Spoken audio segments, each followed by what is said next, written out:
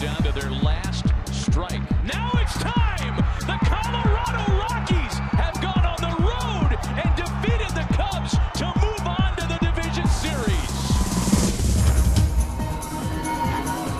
I'm Darwin Zook with the MLB.com FastCast. In the longest winner-take-all game in postseason history in terms of innings played, the Rockies stunned the Cubs at Wrigley Field in the NL wildcard game 2-1 in 13 innings. It was an unlikely hero that was front and center for the Rocks. The third catcher used by Colorado in the game, Tony Wolters, delivered the game-winning RBI single in his only at-bat in the 13th inning, propelling Colorado to victory. We didn't give up. We have warriors on this team. We've made comeback wins all the time this year.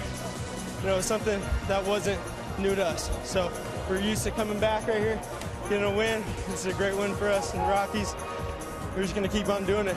Not to be forgotten was Kyle Freeland tossing 6 2/3 scoreless innings, while the Rockies bullpen allowed just one run, capped off with Scott Oberg striking out all 4 batters he faced, including striking out the side in the 13th.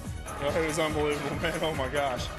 You know, it had to be that way, right? You know, all those innings, that fight, both teams just chomping at the bit, trying to do anything they can. It was a whole lot of fun today. As for the Cubs, it was a tough way for the season to end. Manager Joe Maddon spoke after the loss. This is 4 years in a row in the playoffs. This is something we really believe we can sustain. We just got a little bit challenged offensively at the end of the year.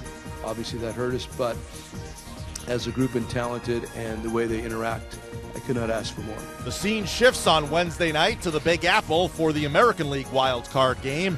The Yankees will send Luis Severino to the mound, while the A's will go with a different approach, using a bullpen by committee with Liam Hendricks first up. Despite going into hostile territory, Oakland manager Bob Melvin is confident in his team. I think when you get to this point in the playoffs, there's pressure on everybody.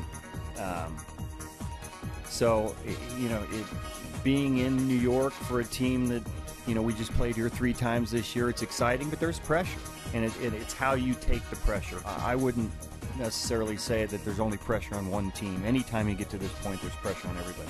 As for the Yanks, Giancarlo Stanton is in the postseason for the first time in his career, and he's anxious to get rolling. You know, it's been a long road so far, and we got work to do, but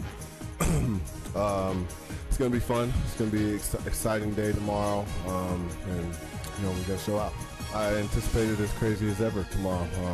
Heard stories about last year, so I expect it up a notch from last year. The winner will take on the Red Sox in the ALDS. First pitch Wednesday night, scheduled for 8:08 p.m. Eastern Time, 5:08 Pacific.